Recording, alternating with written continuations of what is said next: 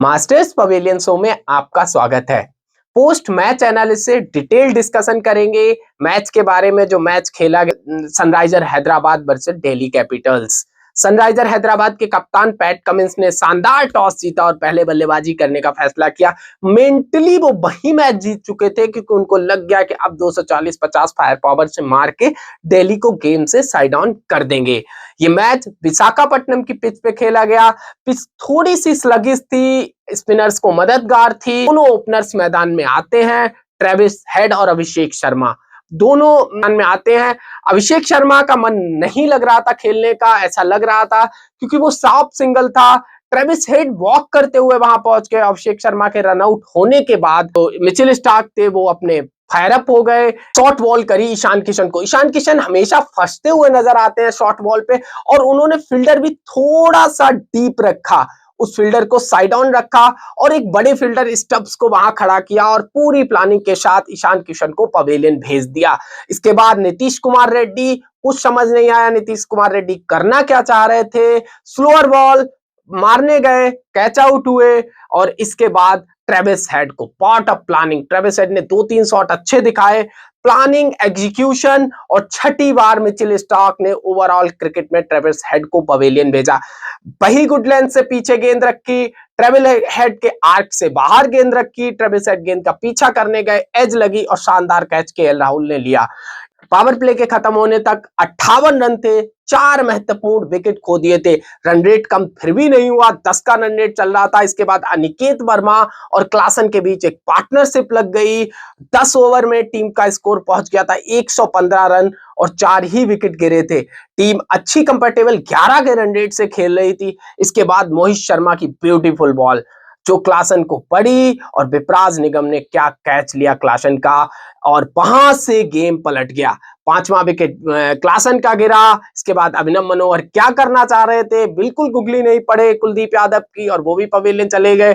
Cummins को set किया, Cummins power hitting के लिए जाने जाते हैं, लेकिन उनको वहां फील्डर सेट किया, उनको ललचाती हुई बॉल दी कि आप 6 मारो, और उस ओवर में 5 बॉल में 4 डॉट थी, एक सिंगल आया था, तो कमिंस मारने गए और कमिंस वहां पे कैच आउट हो गए। और इसके बाद अनिकेत वर्मा मारते मारते बहुत मार रहे थे, हर किसी को मार रहे थे, कुलदीप को भी एक छक्का मारा और कुलदीप ने क्या किया, ललचाया, शॉर्ट बॉल दी और फील्डर वहां पे कुलदीप ने लंबे फील्डर को रखा था और मैं फ्रेजर को रखा था। फ्रेजर क्या कैच लिया, गजब कैच का कैच था, एकदम आगे बढ़ के पूरा कैच लिया। और इसके बाद मिडिल ओवर्स में ही टीम धराशायी हो गई और उनको एक वहां पे स्टैटिकल मिस्टेक करनी पड़ी। चैंपा जो इस पिच पर बहुत अच्छे साबित हो सकते थे और उनको टीम के स्कोर के कारण उनको मुल्डर को इंपैक्ट प्लेयर के रूप में आना पड़ा। मुल्डर उतना अच्छा नहीं दिखे और उतना अच्छा कर भी नहीं पाए।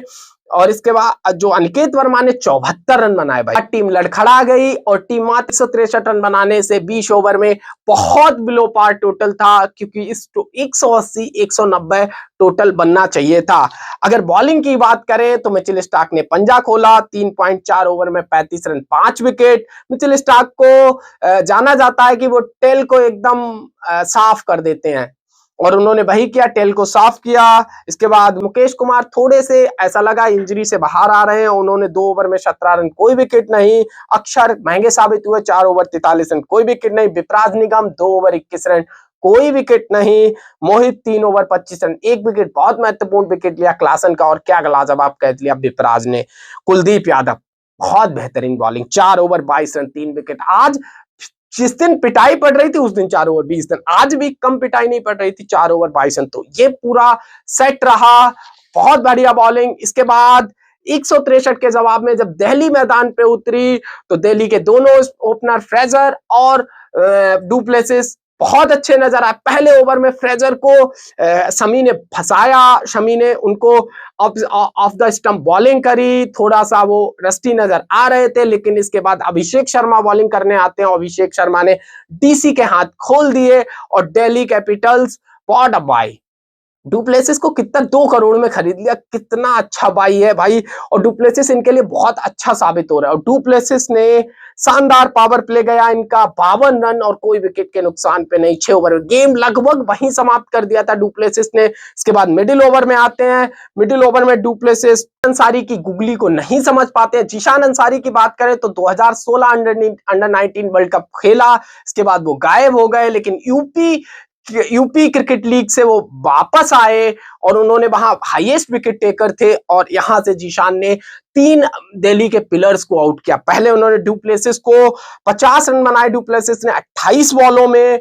और इसके बाद फ्रेजर मैकग्रक को भी उन्होंने मिडिल ओवर्स के अंदर ही रिमूव कर दिया। मैकग्रक फंसे हुए नजर आ रहे थे, 38 रन बनाए 32 बॉलों में।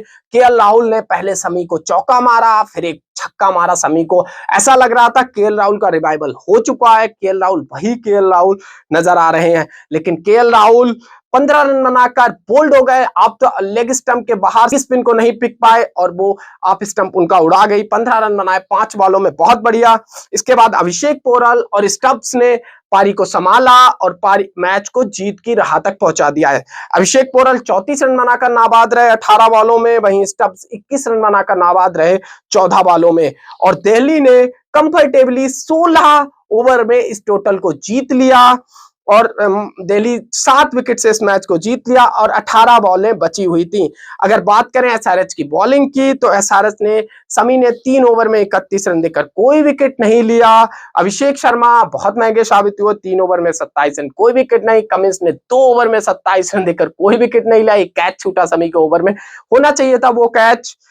हर्षल पटेल 3 ओवर 17 रन कोई विकेट नहीं, शानदार बॉलिंग। इसके बाद जीशान अंसारी ने तीनों विकेट लिए, 4 ओवर में 42 रन देकर 3 विकेट लिए। तो ये पूरा एनालिसिस है। एसआरएच को अपने गेम पर अब थोड़ा सा काम करना पड़ा, किसी एक व्यक्ति को एंकर की इनिंग खेलनी पड़ेगी, क्योंकि एसआरएच के प्लान को समझ गई है टीम्स।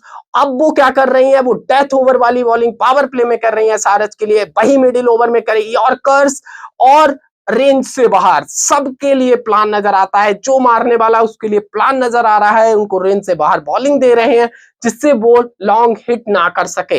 और अगर गेम चेंजर की बात करें तो गेम चेंजर मिचेल स्टार्क ने जो पावर प्ले में 3 विकेट निकाले एक रनआउट के रूप में, बहुत वहां से गेम चेंज हुआ। वहां से लगभग गेम खत्म हो गया। विपराज निगम ने जो क्लासन का कैच लिया, वहां से तो एसआरएच बिल्कुल गेम से बाहर हो गई और दिल्ली हाई पे आ गई थी। ये रहा मेरा पूरा पोस्ट मैच एनालिसिस। ऐसी और वीडियोस के लिए प्लीज मेरे चैनल को सब्सक्राइब करें, लाइक करें, बेल आइकन का बटन दबाएं। मिलते हैं अगली वीडियो में, तब तक के लिए धन्यवाद।